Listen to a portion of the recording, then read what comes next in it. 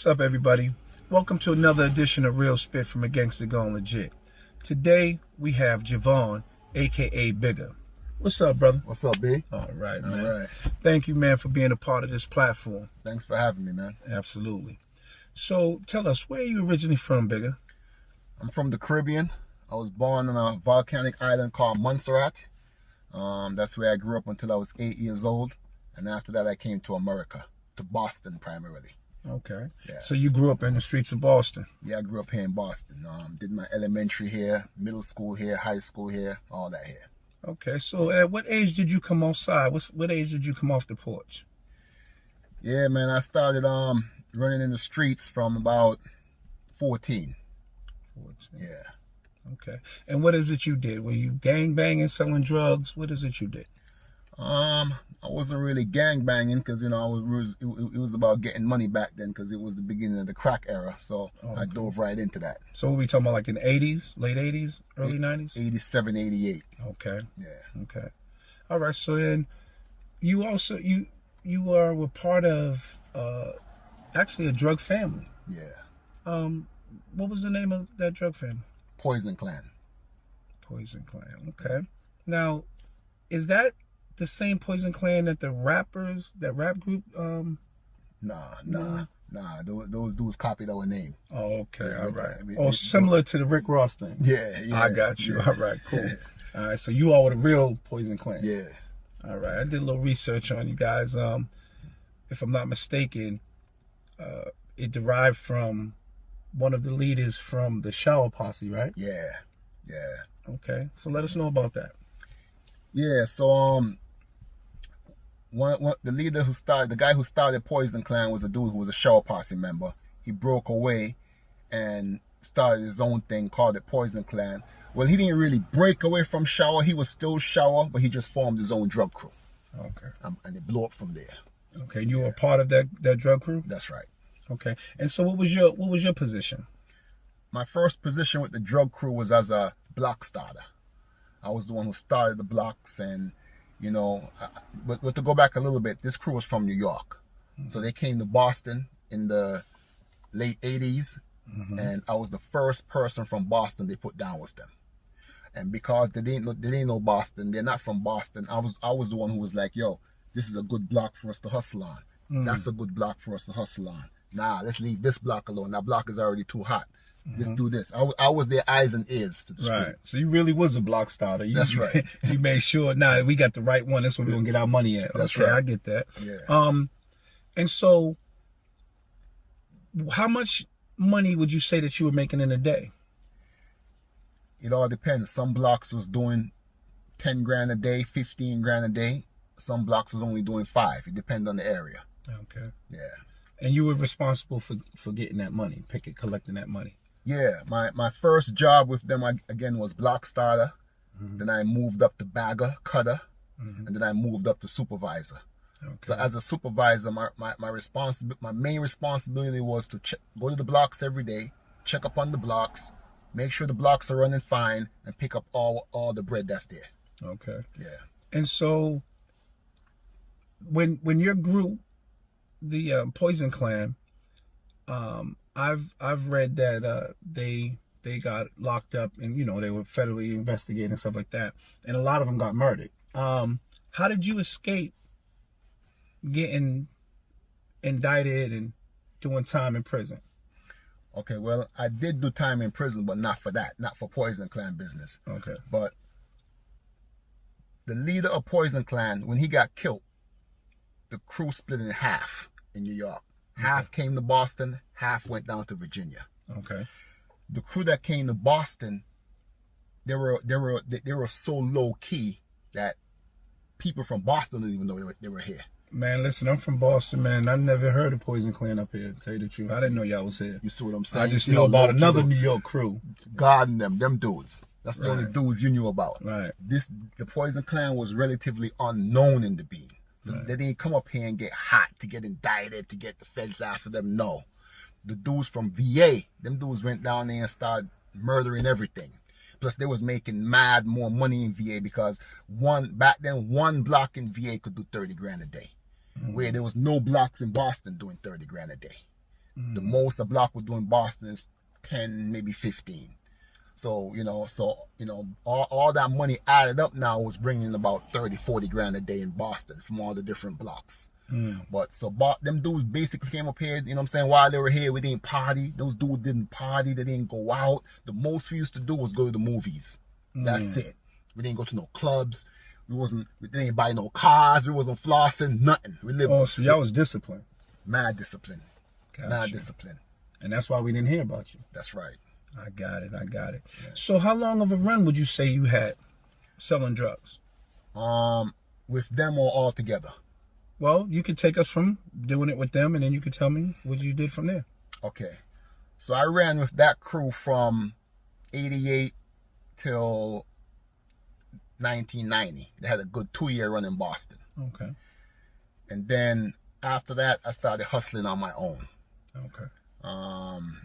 And I was doing that from then up until the early 2000s. Now, did you keep that same discipline where you were low key, not doing the clubs and all of that? Did you continue that, or did you, when you branched out on your own, did you stop flossing? And No, I was never a flosser. Okay. Even though I always had nice things and bought nice things, had nice cars, I was never the type of dude now to pull up in front of the club with my nice car. I was the type of dude to park around the corner and walk to the club. I was the kind of dude to never pull up on the block. I'll go park around the corner and walk to the block. So I was never a show-off, flosser kind of dude. So I always kept it low-key too. That's the discipline I learned from those guys. Okay. Yeah. Well, I'm glad you learned that lesson, because obviously you didn't get those baseball field numbers. You didn't get those big numbers, and you were able to do your time and come out of it. That's good. Yeah. Okay, so you said you were basically a drug dealer up until early 2000s. Yeah. Now, then take me from there. So after you're selling drugs, I'm sure you accumulated a lot of money from that field. What did you do from there? Well, after them days, I started traveling, going to Africa, and, got involved with non-profit projects in Africa, especially with the church, the Ethiopian Orthodox Church. That came more later on, but I started doing non-profit work. Yeah, I wanted to ask you, but I'm gonna wait on that. First of all, I want to take you. I have a question. What made you give up the drug dealer lifestyle? What made you change? Well, my cousin had got shot. He had got killed.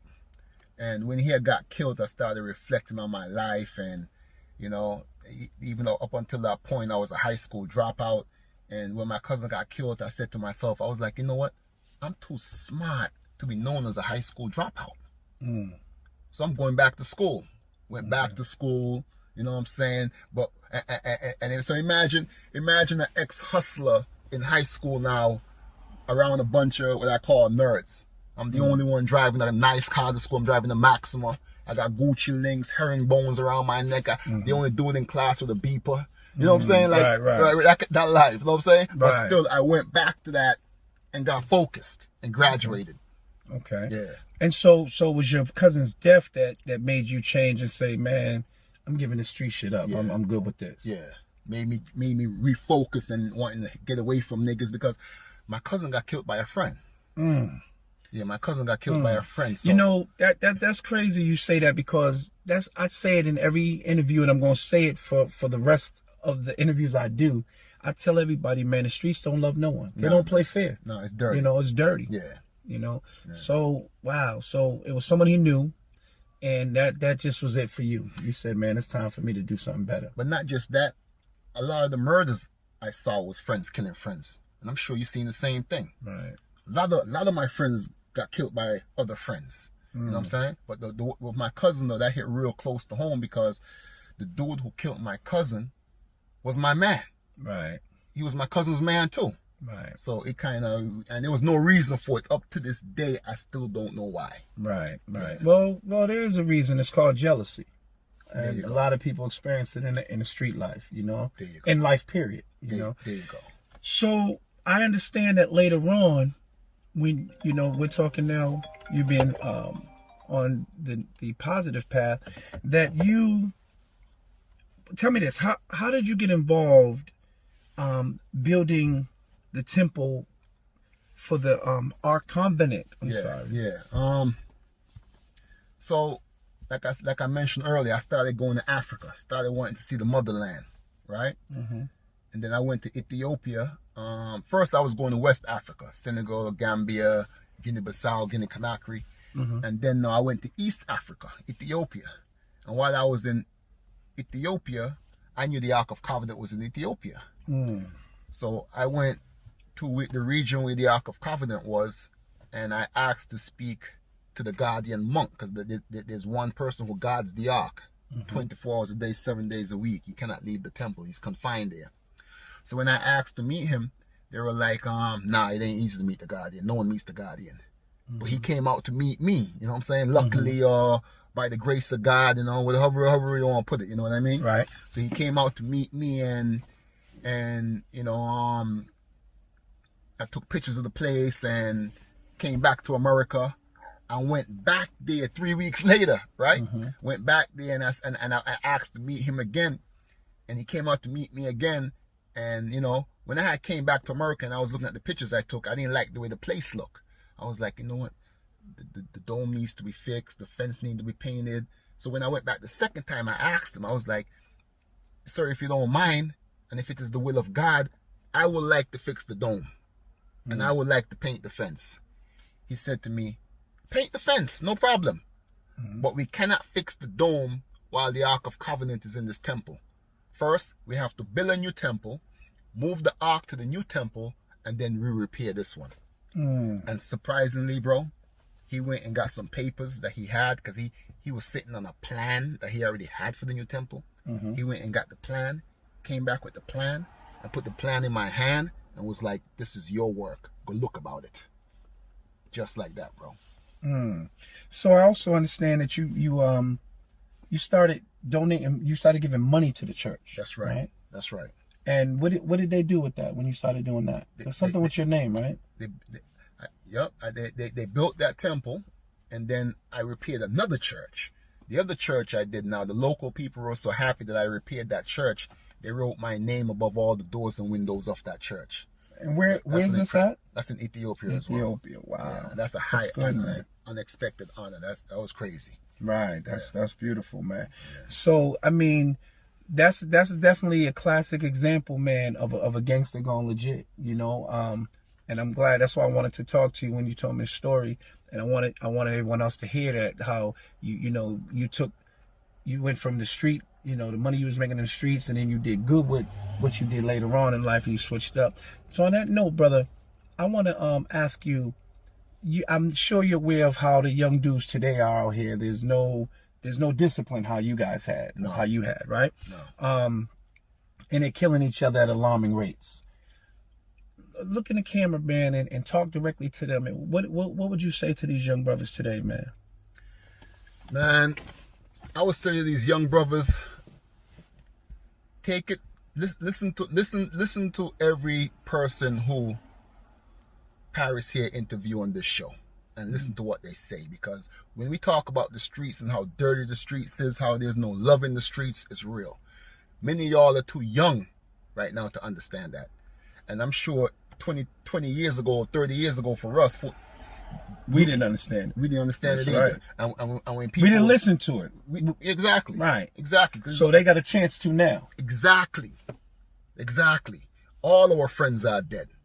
All my friends are dead. A lot of just mine. Yours too, I'm sure. Just the other day, me and one of my about 10 years ago, one of my last dudes from the Poison Clan, right?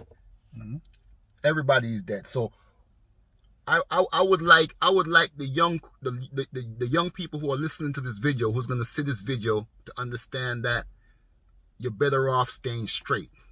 And to stay straight doesn't mean you're a nerd. Right. It just means you're smart. Right. Because, you know. And actually, that's what gangster is, man. Doing the right thing. Come on. Because none of that shit we did was gangster. We wasted time. Wasted time. Wasted our life, man. You know what I'm saying? Real talk. So, and you know what's funny, P? I asked one of the illest dudes I ever knew in my life, right? I asked one of the illest dudes I ever knew in my life. I was like, if you had the chance to do it all over again, would you? He thought about it for a second. Then he looked at me and said, Yeah, I would. And if he could say that, he was straight gangster to the fullest. And if he could say that to me at that time, it just goes to show you that he felt like he wasted his life. And he did mad years in prison. He had like 15 years in. So, you know, when he came home, he was like, you know what, man, I'm done with this too. So let me ask you that question. So if you had a chance to do it all over again, would you? I would have. Exactly. Straight up. Thank you, man. I appreciate you. And listen, this has been another edition of Real Spit from a Gangsta Gone Legit.